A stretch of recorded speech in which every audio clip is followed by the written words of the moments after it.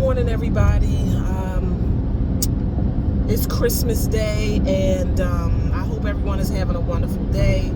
This is your girl, Nurse T, on my way into work. I'm working my required holiday, and I just wanted to come on here a little bit, talk to you guys about nursing. To all my fellow nurses, those who are thinking about becoming a nurse, I just want to drop a little bit of insight into nursing. I'm sure you may have heard it all over the internet, but I just want to drop a little bit of information and just kind of rant a little bit. Let me tell you guys something. Oh, and also please subscribe to the channel, like and share. So listen, let me tell you fellow nurses out here, if you're working bedside, you better be working bedside like you've never had in your life. And let me tell you why. Nursing has changed so much. You hear me? Nursing has done a complete 180 in the last decade. There was a time you went to work and you were excited, you were happy, you were skipping to work. And now it's almost like you dread it. Not because you don't like being a nurse, because in fact, I love being a nurse. I love people. I love patients. I love making people's day, making them feel like $1,000,000 when they come in my presence, lightening their load, because I know being in a hospital is such a humbling experience. Thank God I haven't experienced it, but I'm just an empathetic person, so I know that people are, at their most vulnerable time in their life, and they need someone to smile and be happy and go above and beyond to make that experience less daunting. And so I love being a nurse. I've always wanted to be a nurse. I want to be a nurse since I was 12. The only difference in my wanting to be a nurse is that I wanted to be a pediatric nurse. And so when I did my pediatric rotation, I knew then that, oh no, I was wrong. I don't want to be a pediatric nurse, but I still want to be a nurse because I love people. And so I'm doing what I love overall. I love people. I love touching people's lives as a whole. And I know that it's my calling, and I know that God uses His grace and mercy through my hands to touch people's lives. So I'm living my dream in that aspect. However, nursing has become such a daunting career, I have to say, because I'm finding that nurses have to do everybody's job. I mean, it's like people are sitting in the boardroom and saying, the nurse will do it, the nurse will do it, the nurse has it, you could definitely just get the nurse to do it, don't worry, the nurse can do it. And what baffles me is that we have a crucial job. We have people's lives in our hand. We don't need to be doing a million things while we're trying to touch people's lives. Intervening on these patients' behalf, advocating, making sure that they're okay and they don't crash at a moment's notice, because we are intervening early enough that they're not crashing and burning. So you're adding on to my load in regards to calling dietary and calling maintenance and calling this one and calling that one and following up with this, when if a critical lab come in, you should be forwarding that to the doctor, not me. Yes, I'm looking at my labs when I come in, whether I'm in the emergency department, regardless of what specialty I'm working that day, I'm looking at my labs, but you shouldn't have to call the nurse. I mean, it's like we have to do everything. Call the nurse, call the nurse, call the nurse. No, forward that to the doctor, let them get their critical labs and intervene accordingly. I mean, they know what they're monitoring, they know what they're looking out for. Why does it always piggyback on the nurse? Oh, the patient didn't get their meal? Let the nurse do it. The nurse got it. No, that's dietary's responsibility. They know who has a diet or who doesn't, and they know who needs to get a meal. But it's us. The nurse to do it. The nurse to do it. Oh, your TV isn't working. Oh, the nurse to do it. The nurse to do it. Oh, your remote isn't working. Oh, the nurse to do it. The nurse to do it. I mean, it's just insane. And so you find that we're doing everybody else's job, which is making us exhausted and burning us out at a rapid pace because we're doing everyone's job but our own. Nursing is enough in itself. You know, you have 2-3 patients whose blood pressure is tanking or through the roof, whatever the case may be. Somebody can't breathe. You know, you're getting a heart alert coming through the ER. I mean, it just never ends. But in the interim, we have to do everyone else's job. That's craziness. I want to know who came up with that idea that the nurse would do everybody's job. I mean, literally, we wear 90 heads. And this is why we're burnt out. This is why people are leaving bedside in droves. It doesn't matter whether you're doing PACU, ICU, ED, use the left lane whatever the case may be, because it's all daunting. We're all getting pulled in 55 directions.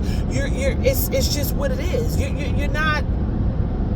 One specialty really isn't better than the next. I mean, granted, yeah, you have your lighter days perhaps in the ICU. You have your 2 patients to worry about, but they're giving you 3 patients, you know, sometimes, and just depending on what's going on, I mean, 2 patients can feel like 4. So it's nothing special anymore. I mean, you have your outliers where, you know, they make sure certain people have these cushiony positions, but I mean, it's daunting for everybody because patients are sicker and they need more. And so they could care less about acuity. They could care less about nurse-patient ratio. They just throw patients up in the head and let them fall where they may, and the nurse will get it done. And the problem is we're getting it done. You know, you have Cali where they have ratios so the nurses aren't as burnt out. But everywhere else in the world, they just don't give a darn. You get what you get. Use the left lane to take exit 165C for I-95 okay? North. They don't care. Philadelphia. You get what you get. That's not right. And what baffles me is that people act like they'll never be in a hospital bed. That's the funny part. We take things so much for granted. We take God for granted that we're going to just be alive and well and moving through life as if, you know, we can't ever be in a hospital bed. But my favorite saying is keep living. Keep living, because what you don't care about today, you'll care about later when the shoe is on the other foot. People don't believe in karma. People don't believe in the boomerang coming back. I don't care how long the boomerang stays out, it comes back. So you'll get your day.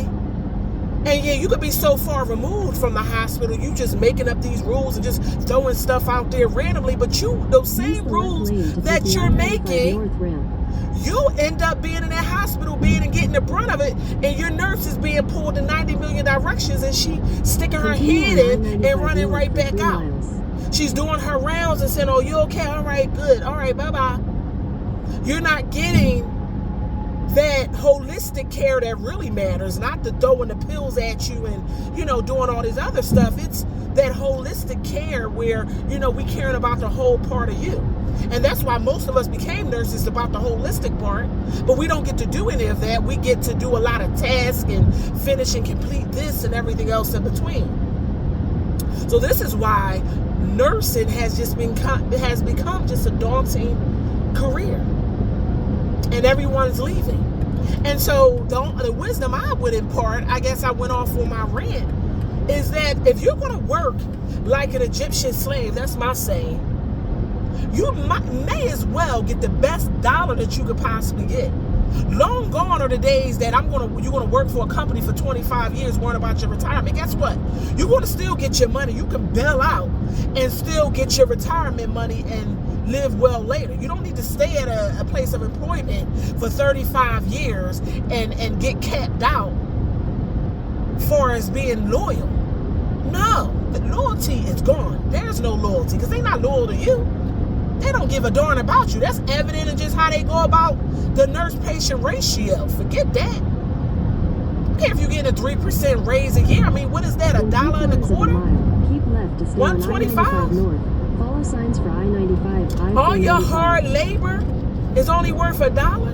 In some hospitals, depending on where you work, you might be getting 50 cents. So you're staying loyal and working yourself into the ground for pennies. Keep left to You stay got to on then go and be a I-95 nurse for 35 years to even tap out at $70 an hour. That's terrible. COVID showed us what we really are capable of and what we should be getting paid. That was evident. Not just because people were having respiratory issues and dying at an alarming rate. People were still just as sick.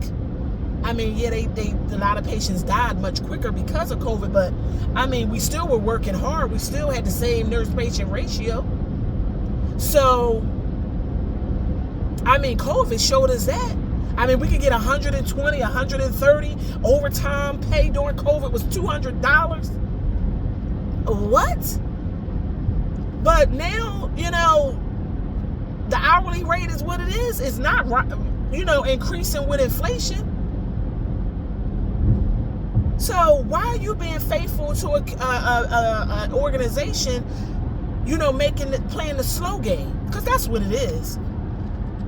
You know, you find you're doing per diem, you're doing float pool, you getting $75, $80 an hour. Why is that? Nurses should be getting that now as staff. I mean, okay, yeah, your nurses that have done 30 years, yeah, they might be tapping out at 70, and most of them not even tapping out at 70. They barely getting that. So the goal is to work smarter, not harder. I mean, if you're going to work that hard, you may as well get top dollar. That way you can realize your dreams sooner. Because the slow walk with these staff jobs, you slow walking the game. Something that you could have done in 2 years, now you're doing it in almost 10. Because once the taxes hit it, you deduct your retirement money you putting up. If you have to get medical,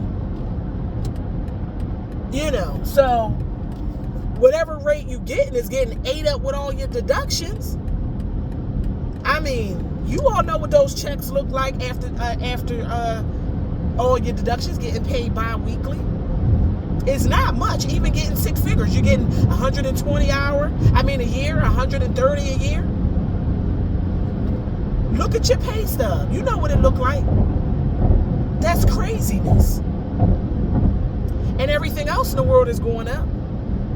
But your money isn't.